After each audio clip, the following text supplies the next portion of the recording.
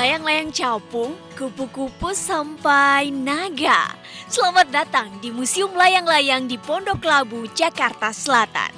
Museum ini diciptakan oleh kolektor layang-layang Endang Ernawati. Dulu ini galeri layang-layang. Ini berdirinya tanggal 21 Maret 2003, pendirinya Ibu Endang Ernawati. Dia dulu ahli kecantikan, beralih ke layang-layang. Ya, dia dari galeri, banyakkan layang-layang dia punya, koleksi dia pribadi ya. Tambah banyak. Dia suka ngadain festival kan di daerah-daerah atau di Jakarta atau di perumahan. Nah, dari situ dia mendirikanlah Museum Layang-Layang sampai sekarang. Ribuan layang-layang yang berasal dari berbagai daerah di Nusantara sampai Malaysia dan China ada di sini. Lengkap bukan? Eits, tidak berhenti di situ. Di sini juga ada layang-layang yang unik, terbuat dari daun, sampai layang-layang yang super kecil dari Cina. Mau mampir? Datang saja, kita cukup membayar Rp15.000 per orang. Selain bisa melihat keindahan layang-layang, kita juga bisa membuat layang-layang. Selain menyenangkan, bermain layang-layang juga bisa melatih kreativitas anak. Jadi, ayo bermain.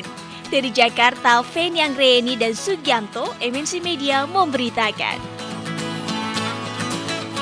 Masih di Intermezzo, banyak info gak bikin kepo. Masih dari tahun Indonesia ini. Lebih dari 200 layang-layang pemirsa. Yogyakarta. Banyak banget, saya aja satu aja ini lama banget. Lebih dari 200 Bermain layang-layang. 200 lebih ya Pak ya? Saya aja buat satu aja lama Ini sekali. gini. Oke, dengan sang pembuatnya. Nah, selanjutnya nih, Kita sambut dikasih langsung aja layang-layang selamat pemirsa. datang Pak Idam dan juga Pak Asep. Boleh bergabung bersama saya di sini Pak. Nah ini Pak Idam dan juga Pak Asep dari Museum Layang-Layang Indonesia pemirsa. Pak Idam, Pak Asep ini kan tadi saya mainkan. Ini layang-layangnya. Nah, ini dikasih lem semua sisi-sisinya pemirsa kurang lebih. Nah, jadi nanti setelah dikasih lem apa nih? Ini kayaknya bahannya juga lipat nih pemirsa. Kalau Nah, batangan bikinnya dari itu dia. Jadi minyak ya. benar kata Pak Idam tadi, Pak Idamnya bahwa yang di talinya itu tidak usah diberikan lem karena nanti dari kertasnya itu akan diberikan lem dan langsung mengikuti yang dikasih. Sebenarnya kalau bisa dihubungkan ini dia, dengan kurang lebih hari seperti tanaman dunia yang jatuh pada 21 November, ini dengan bahan dasar bambu ya? Ya, bambu ya. bambu ya dan semua lain-lain. Jadi, buat Pak Asep sama Pak Idam dari bambu. Ya, semuanya sih sebetulnya, tapi kebanyakan dari bambu, Dari yang bambu. tradisional. Ya. Nah, melihat dengan perkembangan layang-layang saat ini, Pak Idam melihatnya bagaimana sih orang-orang yang bermain layang-layang mungkin? Apalagi di sini juga banyak jenisnya, kayaknya sudah mulai menurun ya? Sebetulnya yang menurun memang di kota ya, karena memang satu hal yang udah jelas, karena lahan terutama tidak ada. Kita mengalami sendiri di Pondok Labu itu biasanya kita main di Andara. Sekarang Andara udah nggak bisa, kita harus carinya di daerah BSD atau Pamulang. Jadi memang lahan juga menjadi Lahan salah satu jadi kendala ya. terutama layangan yang besar gitu. Dan pada akhirnya produksi layang-layang juga semakin menurun ya Pak. Sebetulnya kalau menurun itu yang bagi orang festival sih enggak juga gitu, tapi yang main-main untuk yang diamond, yang layangan aduan itu memang kemudian berkurang. Oke, nah karena saya juga terkadang nyari di daerah sekitar rumah saya itu agak susah penjualan layang-layang, makanya saya pengen belajar buat layang-layang. Kabarnya Boleh. Pak Asep nih pemirsa jago banget buat layang-layang. Pak Iya. Asep belajarin saya Pak Asep ya. Ini saya taruh dulu nggak apa-apa ya Pak Asep. Ini harus hati-hati pemirsa karena kabarnya ini harganya berapa Pak Asep?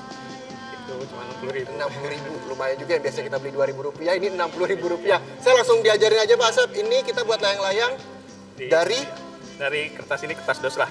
kertas dosa Ya. itu kalau misalnya kita lihat Kalau di Jakarta ini namanya kertas roti. kertas roti. Ya, Mungkin kalau iya. misal disamakan misalnya kertas roti, kertas buat bungkus sepatu biasanya Pak. Iya, ya. iya. Nah, ini juga Boleh. bahan dasarnya Ini ada dari bambu dan ya. juga benang ya. Ya. Benang. Ini namanya arku atau rangka layang-layang ya. Oke, rangka layang-layang ini ada ukurannya nggak sih Pak? Misalnya ini 40, ini 60, ada Ini perbandingannya nggak? Ini 45 yang lurus, yang ini yang melengkung ya 50 cm.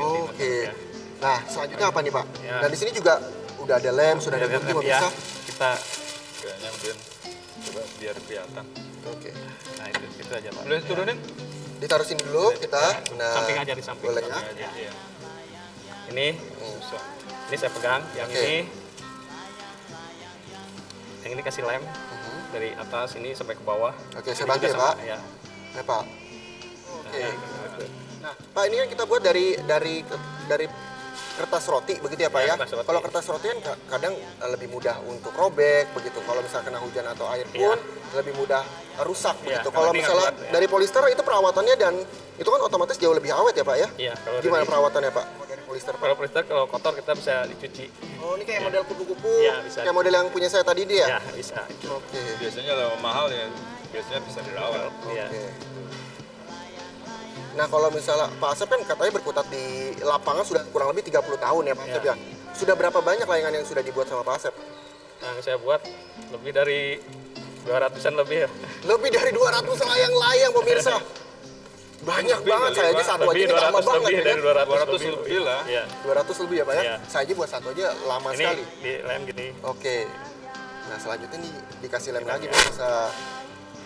Nah, ngelapinya bisa pakai ini. Bisa.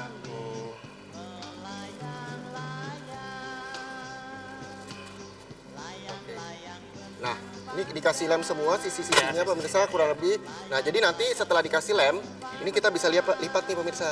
Nah, itu dia. Jadi benar kata Pak Idam tadi, Pak Idamnya bahwa yang di talinya itu tidak usah diberikan lem karena nanti di kertasnya itu akan diberikan lem dan langsung mengikuti yang dikasih tanda. Nah, ini dia. Jadi kurang lebih seperti ini.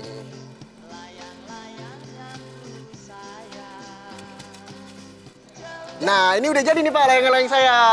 Belum. Belum?